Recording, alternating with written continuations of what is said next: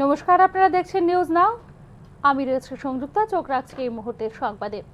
আগামী ২৭ অক্টোবর থেকে আগরতলা কলকাতা রুট থেকে ধাপে ধাপে মোট ৩টি বিমান উঠিয়ে নেবার সিদ্ধান্ত নিয়েছে বেসরকারি বিমান পরিবহন সংস্থা ইন্ডিগো। স্বাভাবিক কারণেই বিমান স্বল্পতায় চরম দুর্ভোগে পড়তে হবে বলে আশঙ্কা করছেন রাজ্যের যাত্রী সাধারণ। আগামী ২৭ অক্টোবর থেকে আগরতলা কলকাতা রুটে থেকে দুটি বিমান ও ডিসেম্বরে আরও একটি বিমান উঠিয়ে নেওয়ার সিদ্ধান্ত নিয়েছে বেসরকারি বিমান পরিবহন সংস্থা ইন্ডিগো। ২৭ অক্টোবর থেকে শীতকালীন বিমান সূচি চালু হচ্ছে ইন্ডিগোর। শীতকালীন বিমান সূচিতে ইন্ডিগোর দুটি এটিআর বিমান, একটি ১৮০ আসনের এয়ারবাস বিমানের উড়ান গুটিয়ে নেওয়ার সিদ্ধান্ত নিয়েছে ইন্ডিগো। এটিআর বিমান যেটি প্রতিদিন সকাল ৭টা৩৫ কলকাতা থেকে রওনা হয়ে আগরতলায় আসতো এবং আগরতলা থেকে এই ফিরতি এটিআর বিমানটি সকাল ৯টা১৫ আগরতলায় যেত, এই বিমানটি তুলে নেবার সিদ্ধান্ত নিয়েছে ইন্ডিগো। রাতের অপর যে বিমানটি এই রুট থেকে তুলে নিচ্ছে তা হলো ১৮০ আসনের এয়ারবাস। এই বিমানটি কলকাতা থেকে আগরতলায় আসতো রাত ৭টা৪০। আগরতলা থেকে এই ফিরতি বিমানটি রাত ৮টা১০ কলকাতার উদ্দেশ্যে রওনা হতো। এই বিমানের উড়ান কলকাতা আগরতলার উভয় দিক থেকে গুটিয়ে নেওয়ার সিদ্ধান্ত নিয়েছে ইন্ডিগো। আগামী ১৬ ডিসেম্বর থেকে আগরতলা কলকাতা রুটের উভয় দিক থেকে সকালের ৭৮ আসনের এটিআর বিমানটিও তুলে নেওয়ার সিদ্ধান্ত নিয়েছে ইন্ডিগো। কলকাতা থেকে 6E7089 আগরতলায় আসছে সকাল ৮টা৫। আগরতলা থেকে ফিরতি বিমানটি 6E7014 সকাল ৮টা২৫ কলকাতার উদ্দেশ্যে রওনা হয়। এই বিমানের উড়ানও আগরতলা কলকাতা রুটের উভয় দিক থেকে আগামী ১৬ ডিসেম্বর থেকে গুটিয়ে নেবে ইন্ডিগো। ৭৮ আসনের সকালের একটি এটিআর বিমান ২৭ অক্টোবর ও ৭৮ আসনের অপর এটিআর বিমান ১৬ ডিসেম্বর থেকে তুলে নেওয়ার পর ১৬ ডিসেম্বর থেকেই এই জায়গায় একটি ১৮০ আসনের এয়ারবাস দেবার চিন্তা ভাবনা করেছে ইন্ডিগো। দুটি ৭৮ আসনের এটিআর তুলে নিয়ে ১৮০ আসনের এয়ারবাস দিলেও সকালের দিকে ৪০টি করে উভয় দিকে ৮০টি আসন কমে যাচ্ছে। ইন্ডিগোর রাতের শেষ বিমান ১৮০ আসনের এয়ারবাসটি উঠিয়ে নিলে এই রুটের উভয় দিকে ১৮০ আসন করে ৩৬০টি আসন কমে যাবে। ফলে রাজ্যের বিমান যাত্রীদের এই রুটে যাতায়াতে বিমান স্বল্পতায় চরম দুর্ভোগে পড়তে হবে বলে আশঙ্কা করছেন রাজ্যের যাত্রী সাধারণ। শীতের মরশুমে সকালের দিকে ও রাতের দিকে ঘন কুয়াশায় বিমান উড়ান প্রচণ্ডভাবে বিঘ্নিত হবে আশঙ্কা করে এই রুট থেকে ৩টি বিমান তুলে নেওয়া হচ্ছে বলে জানিয়েছে বেসরকারি বিমান পরিবহন সংস্থা ইন্ডিগো। ব্যুরো রিপোর্ট, নিউজ নাও। পরিসংখ্যানের হিসেবে গত ১০ বছরের মধ্যে রাজ্যের আইন শৃঙ্খলা বর্তমান সময়ে সবচেয়ে ভালো বলে আবারও একবার দাবি করলেন রাজ্য পুলিশের মহানির্দেশক অমিতাভ রঞ্জন। তবে কিছু ভুলভ্রান্তি হচ্ছে, যার প্রেক্ষিতে নেওয়া হচ্ছে পদক্ষেপ বলে জানিয়েছেন তিনি। জাতীয় পুলিশ দিবস আইন শৃঙ্খলা নিয়ে রাজ্যের বিরোধী দলগুলির একের পর এক অভিযোগের মধ্যেই আবারও একবার আত্মপক্ষ সমর্থন করলেন রাজ্য পুলিশের মহানির্দেশক অমিতাভ রঞ্জন। সোমবার জাতীয় পুলিশ দিবস উপলক্ষে আয়োজিত অনুষ্ঠানে রাজ্যের আইন শৃঙ্খলা নিয়ে প্রতিক্রিয়া দিতে গিয়ে গত ১০ বছরের মধ্যে বর্তমান সময়ে রাজ্যে আইন শৃঙ্খলা সবচেয়ে ভালো বলে দাবি করলেন রাজ্য পুলিশের মহানির্দেশক। পরিসংখ্যানের হিসেবেই তা ভালো বলে দাবি করলেন রাজ্য পুলিশের মহানির্দেশক। একটা স্বার্থান্বেষী মহল এই ক্ষেত্রে ভ্রান্তি ছড়াচ্ছে বলেও দাবি করেন অমিতাভ রঞ্জন। बहुत ही ठोस फिगर्स हैं, पिछले 10 साल के आंकड़ों को देखा गया है। एक दिन 2 दिन की बातें ये चल सकता है, इधर उधर वेस्टेड ग्रुप्स बोल सकते हैं, लेकिन 10 साल के आंकड़ों को अगर देखा जाए, और मैंने पहले भी माननीय मुख्यमंत्री जी जब PHQ आए थे उनके निर्देश के बेसिस पे हम लोगों ने आप लोगों को बताया भी था, और हमारे पास बहुत सख्त निर्देश और क्लियर निर्देश हैं कि without any interference, without any doubt strong action लेना है और लॉ एंड ऑर्डर मेंटेन करना है। तो पिछले 10 साल के फिगर्स में मैं 1 महीने और जोड़ता हूं। अगर हर साल के सितंबर महीने का फिगर लिया जाए, पिछले 10 साल में इस साल हम सब मेजर हेड पर लोएस्ट हैं, चाहे वो ऑफेंसेस अगेंस्ट बॉडी हो, ऑफेंसेस अगेंस्ट प्रॉपर्टी हो, ऑफेंसेस अगेंस्ट वुमेन हो, हर क्षेत्र में पुलिस अथक प्रयास करके सब फिगर्स नीचे रिड्यूस की हुई है। কর্মক্ষেত্রে পুলিশের একটা অংশের দ্বারা কিছু ভুল ভ্রান্তি হচ্ছে, তবে এই ক্ষেত্রে যথাযথ পদক্ষেপও নেওয়া হচ্ছে বলে এদিন জানিয়েছেন তিনি। মুখ্যমন্ত্রীর স্পষ্ট নির্দেশেই তা করা হচ্ছে বলেও জানিয়েছেন পুলিশের মহানির্দেশক। जो भी घटनाएं हुई हैं, और पुलिस के दल की तरफ से मैं ये बोलूंगा आपको, जैसा आपने आज देखा कि एक तरफ तो हमारी 35,000 से ज्यादा लोगों की शहादत है देश को और राज्य को बचाने के लिए, आम पीस बचाने के लिए। उसमें कई गलतियां होती हैं, ये कोई छिपाने की बात नहीं है, गलतियां होती हैं, कई बार हमसे हमारे अफसरों से भी होती है, बट हम उस पर सख्त कार्य करते हैं। हम इमीडिएटली उस पर एक्शन लेते हैं, ये इंश्योर करते हैं कि इस तरह के लोगों को हम तुरंत हटाएं, उस पर कार्रवाई करें, उन पे यहाँ तक हम अपने लोगों पे केस करके अरेस्ट कर चुके हैं, हम उनको जेल भेज रहे हैं। तो हमारे तरफ से बिल्कुल स्ट्रिक्ट एक्शन है। माननीय मुख्यमंत्री जी का इसमें बहुत क्लियर निर्देश है, ये फ्री हैंड है, चाहे वो किसी तरह का भी हो, चाहे वो हमारे बीच हो या बाहर हो, एब्सोल्यूट स्ट्रांग एक्शन लेना है और हमको इंश्योर करना है कि peace and law and order totally control रहे। কর্মক্ষেত্রে গাফিলতির জন্য গত এক মাসে রাজ্য পুলিশের প্রায় 1 ডজন আধিকারিকের বিরুদ্ধে সক্রিয় পদক্ষেপ নিয়েছে রাজ্য প্রশাসন। এক্ষেত্রে এসপি পর্যায়ের আধিকারিককে ক্লোজ করা থেকে শুরু করে থানার দায়িত্বপ্রাপ্ত আধিকারিককে গ্রেফতার করার মতো পদক্ষেপ নিয়েছে ত্রিপুরা রাজ্য আরক্ষা প্রশাসন। আর এই সবকিছুই হয়েছে মুখ্যমন্ত্রীর স্পষ্ট নির্দেশে। তারপরেও উত্তর ধলাই এবং পশ্চিম ত্রিপুরা জেলায় ধর্মীয় এবং সাম্প্রদায়িক ঘটনাবলীকে সামনে রেখে আইন শৃঙ্খলা পরিস্থিতিতে রাজ্য সরকারকে কাঠগড়ায় দাঁড় করাচ্ছে বিরোধী রাজনৈতিক দলগুলো। ব্যুরো রিপোর্ট, নিউজ নাও। মাটির প্রদীপের স্নিগ্ধ আলো ছাড়া অসম্পূর্ণ দীপাবলি।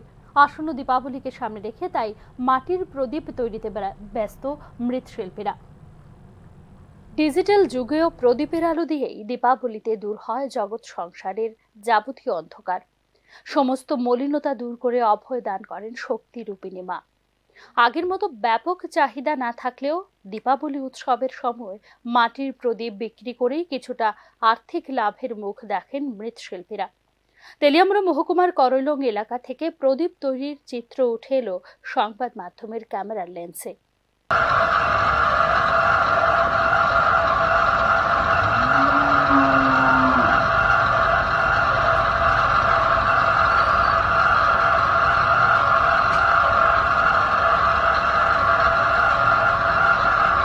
স্থানীয় মৃৎশিল্পী স্বপন রুদ্রপাল জানান, বর্তমানে চাইনিজ রং বাহারি লাইট চাকচিক্যপূর্ণতার বাজারে আগের তুলনায় অনেকাংশেই কমে গেছে মাটির তৈরি প্রদীপের চাহিদা। তাছাড়া দ্রব্যমূল্য বৃদ্ধির বাজারে বৃদ্ধি পেয়েছে প্রদীপ তৈরির মূল উপকরণ মাটি সহ প্রদীপ তৈরির আনুষঙ্গিক জিনিসপত্রের দাম। ফলে আর্থিক লাভ ও আগের চেয়ে অনেক কমে গেছে বলে জানিয়েছেন এই মৃৎশিল্পী। তবে এই সময়ে প্রদীপ বিক্রি করে কিছুটা বাড়তি অর্থ হাতে আসে, তাই প্রদীপ তৈরির কাজ পুরোদমে চলছে বলে জানান মৃৎশিল্পী স্বপন রুদ্রপাল। তার আশা, এই দীপাবলিতেও তার তৈরি করা সমস্ত মাটির প্রদীপ বিক্রি করে লাভের মুখ দেখবেন তিনি। ওই ইলেকট্রনিক যে বাল্বগুলি আছে ওইগুলোর জন্য। তো আপনারা কি দরে বিক্রি করছেন প্রদীপ? আমরা পাইকারি যেটা বিক্রি করছি ওইটা যেমন 1000 প্রদীপ 1500 টাকা। বাহারি লাইটের দাপট সত্ত্বেও প্রদীপের চাহিদা ভালোই রয়েছে বলে জানিয়েছেন তিনি। চাহিদা আছে, মোটামুটি যথেষ্টই চাহিদা আছে। তবে মানে কি মনে করতেছেন যে রকমারি যে চাইনিজ বাল্ব বা রকমারি আলুর যে ঝলমল এর মধ্যে করে সেটা কি মনে করতেছেন, মানে মাটির প্রদীপের চাহিদা কিছুটা হলেও কমছে?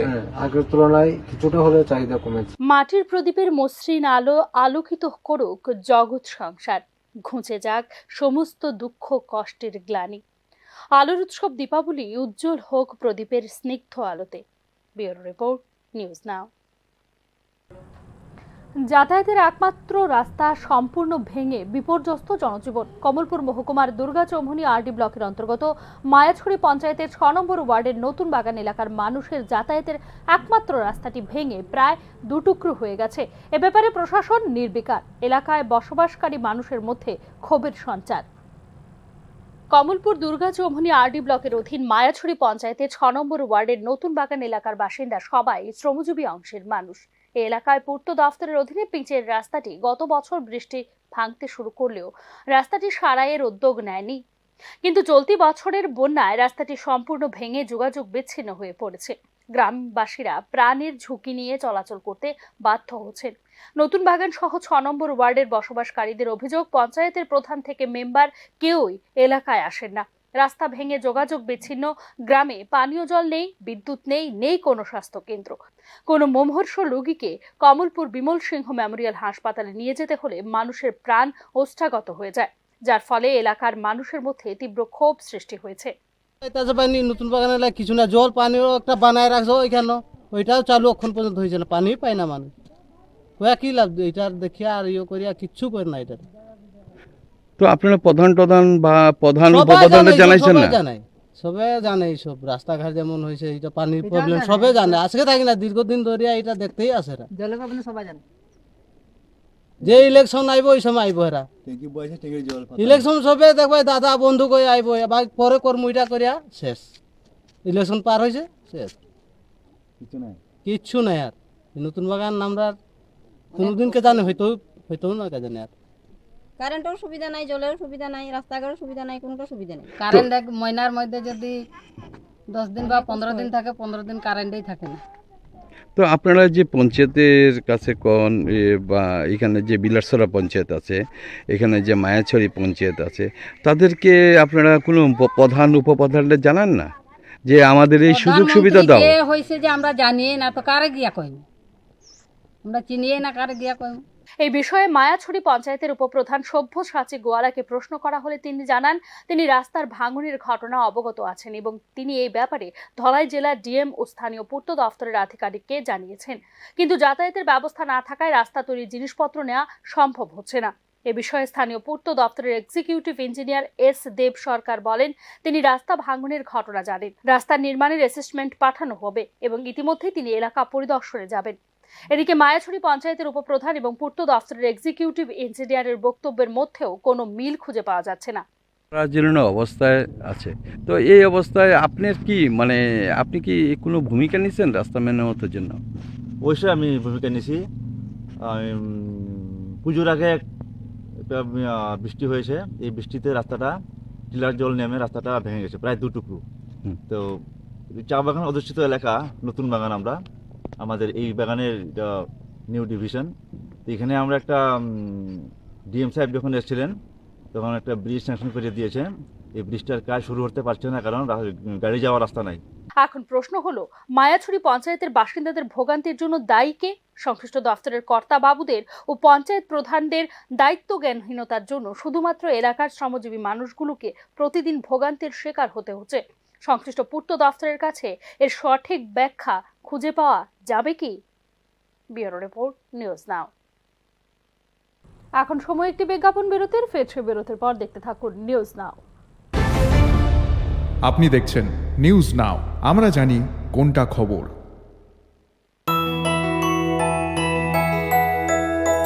স্বাদে ভরা ঘিয়ের সুবাস লংতরায়, কি ভালো খেতে, শুদ্ধ ঘিয়ের আবেশ ভরা লংতরায়, অপূর্ব সুগন্ধ, পুষ্টি ভরা ঘিয়ের খাবার, গাওয়া ঘি প্রিয় সবার লংতরায়। কি বলে বিশুদ্ধ ঘি, বিশুদ্ধ ঘি নাম মনে রেখো লংতরায়। লংতরাই ঘি রোজ খাবারে তোমাকে চাই। লংতরায়, লংতরায়, লংতরায়। শ্যাম সুন্দর কোম্পানি জুয়েলার্স শুভ অক্ষয় তৃতীয়া 30 এপ্রিল থেকে 11 মে 2024। আসুন বেছে নিন আপনার মনের মতন অক্ষয় জৌলুসের প্রতীক। 100% এক্সচেঞ্জ মূল্য যে কোনো জুয়েলার্সের হলমার্ক যুক্ত পুরনো সোনার গয়নায়। 275 টাকা ছাড় প্রতি গ্রাম সোনার গয়না কেনাকাটায়। 100% ছাড় হীরের গয়নার মজুরিতে। প্রতিটি কেনাকাটায় নিশ্চিত উপহার, ডেইলি লাকি ড্র, স্বর্ণ মুদ্রা, মেগা ড্র, 3টি স্কুটি। পাশাপাশি আছে সোনায় সোহাগা গয়না কেনার বিশেষ ডিসকাউন্ট স্কিম, জিএসআই আইজিআই পরীক্ষিত গ্রহরত্ন, রূপোর মুদ্রা ও রূপোর সামগ্রী। একেবারে সহজ সাধ্য দামে চোখ ধাঁধানো হীরের গয়নার সম্ভার। শ্যাম সুন্দর কোম্পানি জুয়েলার্স শুভ অক্ষয় তৃতীয়া 30 এপ্রিল থেকে 11 মে 2024। সবার সাদর আমন্ত্রণ। শ্যাম সুন্দর কোম্পানি জুয়েলার্স, কামান চৌমুহনী, ইউকো ব্যাংকের বিপরীতে, আগরতলা। আমরা প্রতিদিনই খোলা আছি। Step into the realm of Assam Downtown University, where we encourage success, experience the pinnacle of academic excellence, and live your best days. আপনি দেখছেন নিউজ নাও, আমরা জানি কোনটা খবর। বিরতির পর স্বাগত, আবারও চোখ রাখছি সংবাদে। দ্বিপাক্ষিক বিভিন্ন বিষয় নিয়ে ঢাকায় বৈঠক করেছেন বাংলাদেশে নিযুক্ত ভারতের হাই কমিশনার প্রণব ভার্মা ও বাংলাদেশের বিদেশ সচিব মোহাম্মদ জসিম উদ্দিন। ভারতে অবস্থানরত বাংলাদেশের প্রাক্তন প্রধানমন্ত্রী শেখ হাসিনা ইস্যুতে বিদেশ সচিব মোহাম্মদ জসিম-উদ্দিনের সঙ্গে কোনো আলোচনা হয়নি বলে জানিয়েছে ভারতের হাই কমিশনার প্রণয় ভার্মা। অন্তর্বর্তী সরকারের সঙ্গে সম্পর্ক কিভাবে আরও এগিয়ে নিয়ে যাওয়া যায় সেই বিষয় নিয়ে বৈঠকে আলোচনা হয়েছে বলে জানান তিনি। উল্লেখ্য, বাংলাদেশের শেখ হাসিনা পদত্যাগের পর দিল্লির সঙ্গে ঢাকার সম্পর্ক কিছুটা অম্লমধুর। শেখ হাসিনা সরকারের সঙ্গে যেখানে দু দেশের সম্পর্কে ব্যাপক উন্নতি হয়েছিল, বর্তমানে সেই সম্পর্কে কিছুটা হলেও শিথিল বলে মনে করছেন রাজনৈতিক পণ্ডিতরা। দু দেশের নিরাপত্তা উন্নয়ন নিয়ে বৈঠকে বিস্তারিত আলোচনা হয়েছে বলে সাংবাদিকদের জানান হাই কমিশনার প্রণয় ভার্মা। তবে বাংলাদেশিদের জন্য খুব সহসা ভারতের পর্যটক ভিসা চালু না হওয়ার ইঙ্গিত দিয়েছেন ঢাকায় নিযুক্ত দেশটির হাই কমিশনার প্রণয় ভার্মা। ভারতের পর্যটক ভিসা পুনরায় চালুর বিষয়ে করা এক প্রশ্নের জবাবে প্রণয় ভার্মা বলেন, এখন যাদের জরুরি প্রয়োজন তাদের ভিসা দেওয়া হচ্ছে, কারণ আমাদের লোকবল কম। আমাদের কার্যক্রম স্বাভাবিক হলে এটি শুরু করা সম্ভব হবে বলে জানিয়েছেন প্রণয় ভার্মা।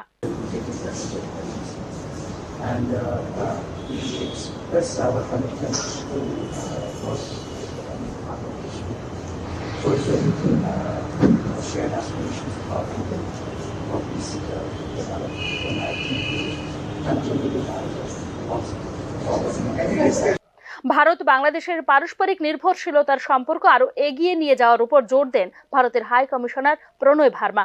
ঢাকা থেকে মনির হোসেনের রিপোর্ট, নিউজ নাও। চলতি বছর রাজ্যে নিবন্ধিত জব কার্ডের 40% মানুষ এখনো পর্যন্ত পাননি এক শ্রম দিবস রেগার কাজ। 20 অক্টোবর পর্যন্ত সরকারি হিসেবে নিবন্ধিত জব কার্ডের অন্তর্গত রেগা শ্রমিকদের জন্য বরাদ্দ শ্রম দিবসের পরিসংখ্যান থেকে মিলেছে এই তথ্য। চলতি বছরের অক্টোবর মাস শেষ হতে বাকি হাতে গোনা আর মাত্র কটি দিন। ইতিমধ্যে বন্যার কারণে ব্যাপকভাবে প্রভাবিত রাজ্যের গ্রামীণ অর্থনীতি। এই পরিস্থিতিতে নিবন্ধিত জব কার্ডের 40% মানুষ এবছর এখনো পর্যন্ত পাননি এক শ্রম দিবস রেগার কাজও।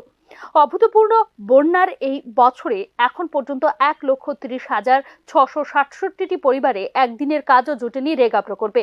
20 অক্টোবর পর্যন্ত সরকারি হিসেবে নিবন্ধিত জব কার্ডের অন্তর্গত রেগা শ্রমিকের মোট সংখ্যার সাথে এখনো পর্যন্ত সৃষ্টি হওয়া শ্রম দিবসের অনুপাতে গড়ে মাথাপিছু শ্রম দিবসের পরিসংখ্যান মাত্র 17.48 দিন। বন্যা পরবর্তীকালে গ্রামীণ অর্থনীতিতে চাঙ্গা করতে রেগা এবং লাইন দপ্তরের মাধ্যমে মানুষকে কাজ দিতে অনেকটা ব্যর্থ বলে রাজ্য সরকারের বিরুদ্ধে অভিযোগ তুলছে বিরোধী রাজনৈতিক দলগুলি। অর্থ বছরের শুরুতে রেগায় মাসওয়ারি শ্রম দিবস তৈরির যে কর্ম পরিকল্পনা গ্রহণ করা হয়েছে, সেখানে বেলাইন হয়ে গেছে তথাকথিত ডাবল ইঞ্জিন বলে অভিযোগ বিরোধীদের। আগস্টের শেষে ভয়াবহ বন্যার পর সেপ্টেম্বরে গিয়ে অক্টোবরেও পেরিয়ে যাচ্ছে। এই 2 মাসেই টার্গেটের চেয়ে শ্রম দিবস কম সৃষ্টি হয়েছে। 20 অক্টোবর পর্যন্ত টার্গেটের চেয়ে 63,35,330 শ্রম দিবস কম সৃষ্টি হয়েছে। শতাংশের হিসেবে পরিসংখ্যানটা 23.31%। ভয়াবহ এই বন্যায় ক্ষতিগ্রস্ত গ্রামীণ জীবন জীবিকা, কৃষি, পরিকাঠামো, অর্থনীতি। এই বিপদে এখনো অধরা কেন্দ্রীয় প্যাকেজ, তার উপর আবার কমে যাচ্ছে রেগার কাজ। কেন্দ্রীয় গ্রাম উন্নয়ন মন্ত্রকের তথ্য অনুসারে 3 কোটি শ্রম দিবস সৃষ্টির লক্ষ্যমাত্রা স্থির হয়েছে এবছর। মন্ত্রকের তথ্য অনুসারে সেপ্টেম্বর পর্যন্ত 2,60,00,000 শ্রম দিবস সৃষ্টির লক্ষ্যমাত্রা নেওয়া হয়েছিল বছরের শুরুতে, কিন্তু শ্রম দিবস কম সৃষ্টি হয়েছে 54,24,979। তেমনি অক্টোবর পর্যন্ত শ্রম দিবস সৃষ্টির সংখ্যা আরও বাড়িয়ে 2,71,68,000-এর উপর নিয়ে যাবার লক্ষ্য স্থির করা হয়েছিল। এক্ষেত্রে টার্গেটের চেয়ে 63,35,000 শ্রম দিবস কম সৃষ্টি হয়েছে রাজ্যে। রাজ্যে নিবন্ধিত জব কার্ড আছে 6,83,862টি। রেগা শ্রমিকের সংখ্যা বিবেচনা করলে দেখা যাচ্ছে রাজ্যে নিবন্ধিত রেগা শ্রমিক আছেন 11,09,666 জন এবং 40% অর্থাৎ 4,77,070 জন রেগার কাজ পাননি এখনো পর্যন্ত। তবে রেগার কাজ কেউই পাচ্ছেন না বিষয়টি কিন্তু এমন নয়। 6,83,862টি জব কার্ডের মধ্যে মাত্র 36,340টি ভাগ্যবান পরিবার এখনো পর্যন্ত 100 দিনের কাজ পেয়েছে রেগায়। শতাংশের হিসেবে তা মাত্র 0.53%। 1,62,164 পরিবার শুধুমাত্র 15 থেকে 30 দিন পর্যন্ত কাজ পেয়েছেন। 1 থেকে 14 শ্রম দিবসের কাজ পেয়েছে এমন পরিবারের সংখ্যা 99,809। এই পরিসংখ্যান থেকে বোঝা যায় একটা ক্ষুদ্র অংশই রেগা থেকে অতিরিক্ত সুবিধা আদায় করে নিচ্ছেন, অর্থাৎ সেক্ষেত্রে বঞ্চিতদের সংখ্যাই অনেকটা কম। Bureau report, news now. এদিকে এক সীমান্ত রক্ষীর বাড়িতে ভয়াবহ চুরিকাণ্ড সংঘটিত হয়। নগদ অর্থসহ 11 ভরি স্বর্ণালঙ্কার নিয়ে চম্পটদের চোরের দল। ঘটনার সঙ্গে যুক্ত সন্দেহে এক ব্যক্তিকে আটক করেছে পুলিশ। জানা যায়, রবিবার বিশালগড় নারাউড়া এলাকায় বিএসএফ জওয়ানের বাড়িতে দুঃসাহসিক চুরিকাণ্ড সংঘটিত করে চোরের দল। ঘরের দরজার তালা ভেঙে ভেতরে প্রবেশ করে আলমারি ভেঙে 11 ভরি স্বর্ণালঙ্কার সহ নগদ 11,000 টাকা নিয়ে চম্পট দেয় চোরের দল। বিএসএফ জওয়ান মনোরঞ্জন ঘোষ আর তার সহধর্মিনী তাদের মেয়ের বাড়িতে রবিবার বেড়াতে যান। সোমবার সকালে বাড়ি ফিরে এসে ঘরের লন্ডভন্ড অবস্থা দেখে হতবাক হয়ে যান। সঙ্গে সঙ্গে বিশালগড় থানায় খবর দিলে পুলিশ ঘটনাস্থলে ছুটে যায় ও একটি চুরির মামলা হাতে নিয়ে ঘটনার তদন্ত শুরু করে। ঘটনার সঙ্গে জড়িত থাকার অভিযোগে বিশালগড় থানার পুলিশ সন্দেহজনকভাবে ওই এলাকার গফুর মিয়ার ছেলে নবী মিয়া নামে এক ব্যক্তিকে আটক করে থানায় নিয়ে যায়। প্রসঙ্গত, কিছুদিন আগে নবী মিয়া বাড়ির মালিককে তার বাড়ি লুট করার হুমকি দিয়েছিল। আমি তো মায়ের বাড়ি গেছি, মায়ের বাড়ি গেছি, আমি বাড়ির চাবিটা দিয়ে গেছি, পাশের বাড়ি তারা বাড়ি দিয়ে গেছি। আমি ভাবছি আইলাম, আর আইতাম পারছি না, রাত্রেবেলা আইতে আসছি না। তারা ফোন করে কইছি আমি আইতাম না, তোমরা আমরা বাড়িটার দিকে চাই। ওই আমার পাশের বাড়িতে কয়ে গেছি। তারা গেছে, ইচ্ছা থাকো, কিচ্ছু হইতো না। ও মা রাতে যাইতাম না, সকালে আইসি তারা বাড়িতে চাবিটা লইছি, চাবিটা লইয়া গেটটা খুলছি, গেটও তালা আছে, গেটের তালা খুলছি, খুললে আয়া দিয়ে আমার গিলটা খোলা। গিলটা খোলার আমি ভাবছি তারা কি আমার ঠাকুর করে পূজা দিছে নাকি, তা গিলটা দিয়ে খোলা। উমা গিলটার সামনে ভিতরে ঢুকিয়ে দিয়ে আমার সব ঘরের দরজা ভাঙ্গা, এই জিনিসপত্র এই অবস্থা, আমার একটা জিনিসপত্র কিছু নেই। এখনকার মতো সংবাদ এখানেই শেষ করছি। অন্যান্য আপডেটস পেতে চোখ রাখুন নিউজ নাও এর পর্দায়।